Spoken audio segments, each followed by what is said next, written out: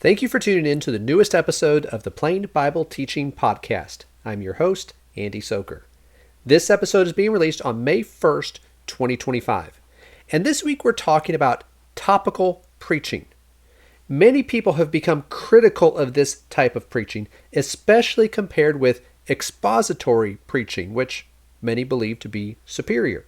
However, topical preaching is good when it's done right. At the same time, there are plenty of ways that expository preaching can be done wrong. We're going to talk about all of that in our episode here today. For links to some related materials, check out the show notes for this episode at plainbibleteaching.com/podcast/050125. Now for our discussion this week. There are generally three types of sermons: topical, textual, and expository, or sometimes referred to as exegetical. Well, what do these terms mean? Well, topical sermons are sermons that are on a certain topic. Simple enough. We might preach on Bible authority, preach on the work of the church, or something like that. Textual sermons are based on a certain text, sometimes a single verse or just a few verses. We might preach on the love of God from John 3:16. We might preach a lesson on the ancient paths from Jeremiah 6 and verse 16. Expository preaching is preaching through a longer text, sometimes even a whole chapter, and using that text as our outline and discussing the text for most or all of the sermon. Now, expository preaching has become incredibly popular, and it's been growing in popularity for a while now. Many preachers preach expository sermons exclusively or nearly so, and often preaching topical lessons is condescendingly ridiculed by those who favor expository preaching. However, I will argue that topical preaching, when done right, is not the problem. In fact, there is a huge problem when we avoid topical preaching. There has been such a strong push for expository preaching that few have even considered that there could be real problems that we need to watch out for when we preach these types of sermons. So in this episode, I want to make a defense of topical preaching and caution against preaching expository sermons exclusively or nearly so. So here are a few points for us to consider. Number one, there are potential problems with topical lessons. I want to acknowledge this right off the bat. Topical lessons can be done poorly, and this is likely the reason why critics of topical preaching have found an audience, because often it is done poorly. Well, how can topical preaching be done poorly? One way is by allowing a concordance to arrange the lesson. A concordance is a tool. It can help us find relevant passages to the topic that we're discussing, but simply going through a list of verses that contain a particular word is no way to develop an argument or direct someone to a conclusion. Also, in topical preaching, we might ignore or fail to give consideration to the context of the passages that we're using. And this is one of the biggest criticisms of topical preaching. This is referred to by some people as proof texting.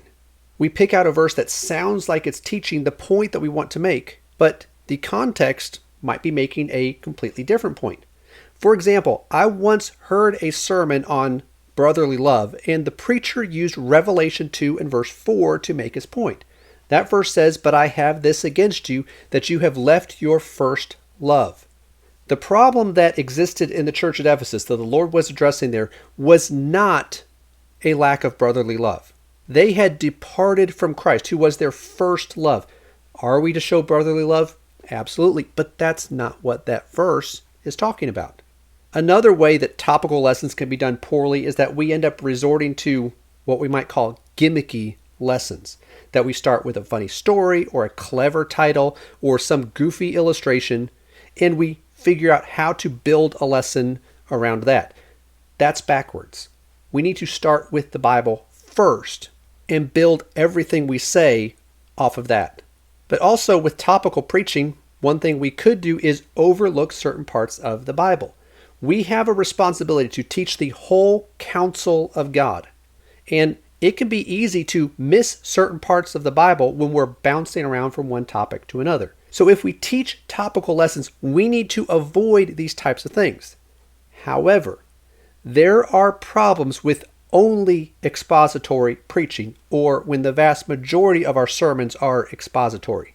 Now, someone might ask, how could there ever be a problem with expository preaching? After all, we're just preaching through the text of the Bible. So many churches, even denominational churches, receive a steady diet of expository preaching.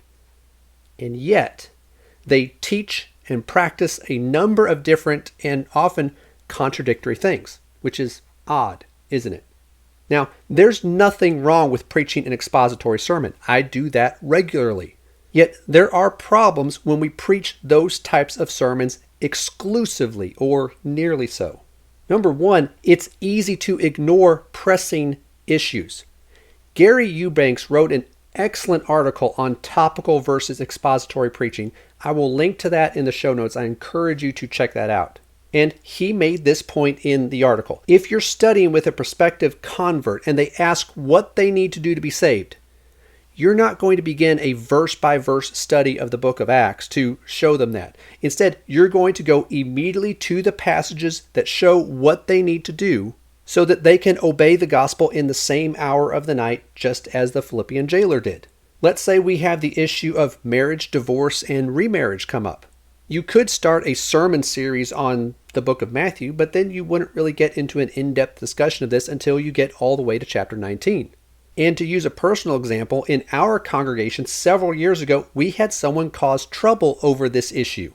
Now, in addressing that, would I have to go all the way through Matthew until I get to chapter 19, all the while he's starting trouble in the congregation? So then I have to start another study on the book of Romans until we get to chapter 16 that addresses those who cause division among us?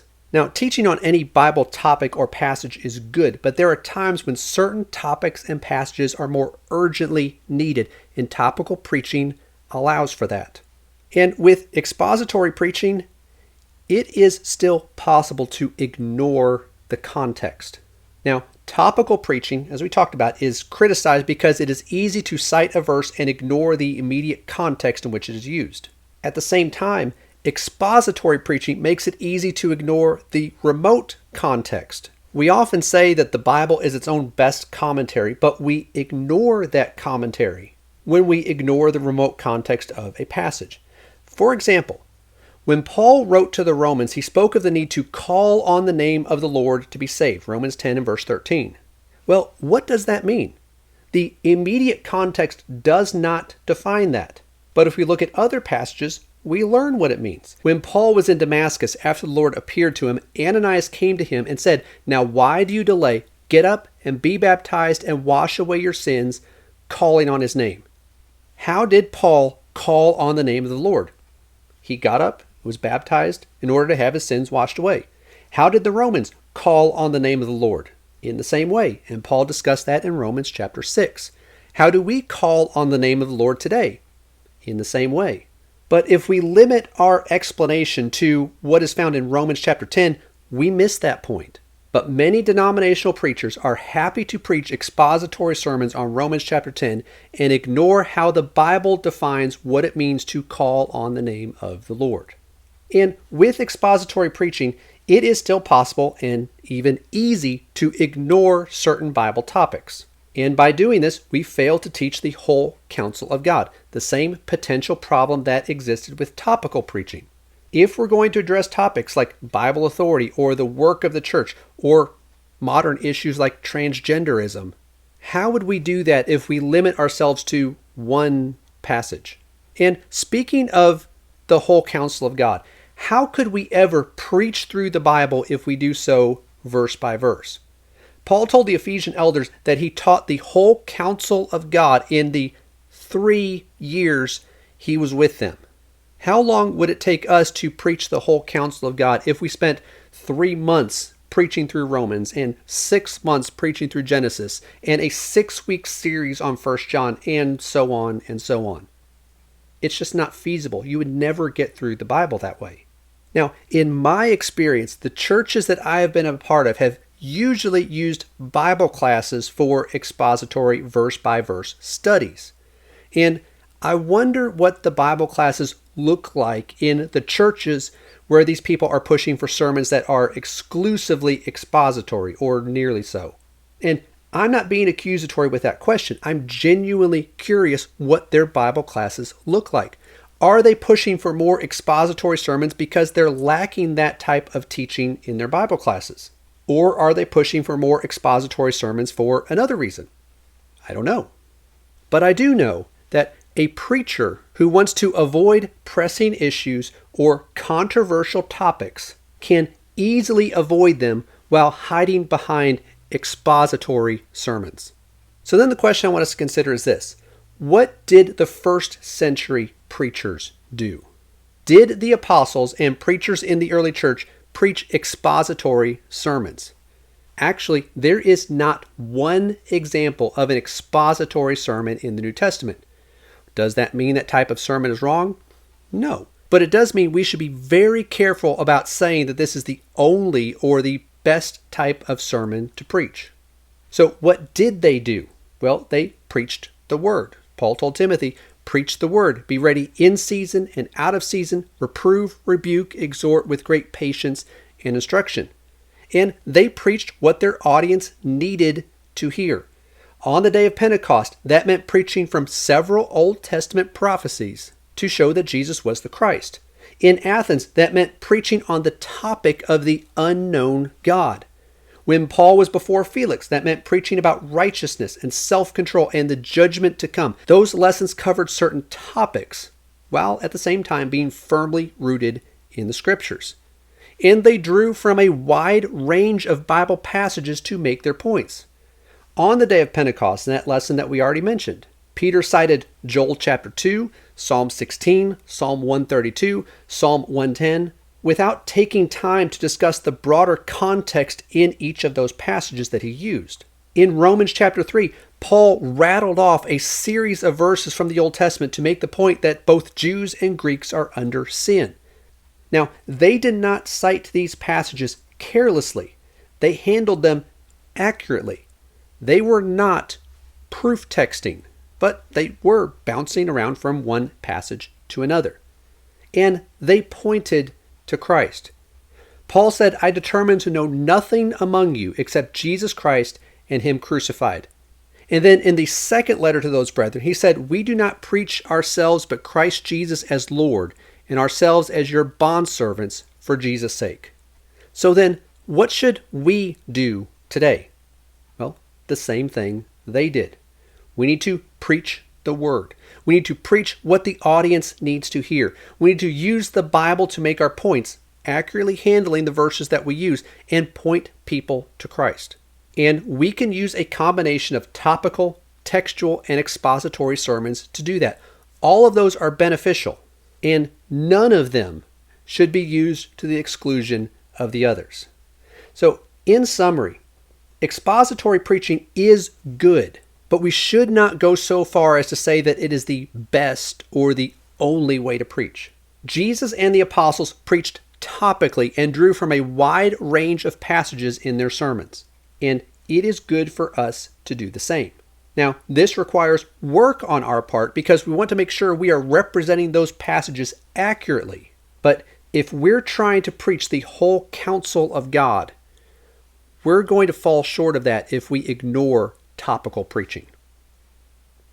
Well, that's all for this week. Thank you for listening to the Plain Bible Teaching Podcast. I hope you found this episode to be helpful. For links to some related materials, I mentioned one article by Gary Eubanks on this subject of topical versus expository preaching. I encourage you to check that out. Also, some other articles by some brethren that address this as well. Those are linked in the show notes. You can find those at plainbibleteaching.com/podcast/050125. If you have a moment to rate and review the podcast or share it with others, that is always appreciated. And if you're listening to this, remember that we also upload video versions of the podcast to the Plain Bible Teaching YouTube channel. So if you prefer to watch this on video, that option is there for you as well. And if you are watching this on YouTube, please like this video and subscribe to the channel so you can see the other videos we post here from time to time. And as this video is released, I just recently released another video on the channel discussing Benjamin Franklin, not the founding father, but the preacher from the 19th century, and something he said about preaching. So you can check that out on the Plain Bible Teaching YouTube channel. And if you see a news story or have some topic that you think would make for a good discussion here, send that to me at andy@plainbibleteaching.com. Thanks again for listening, and I hope to talk to you again next time.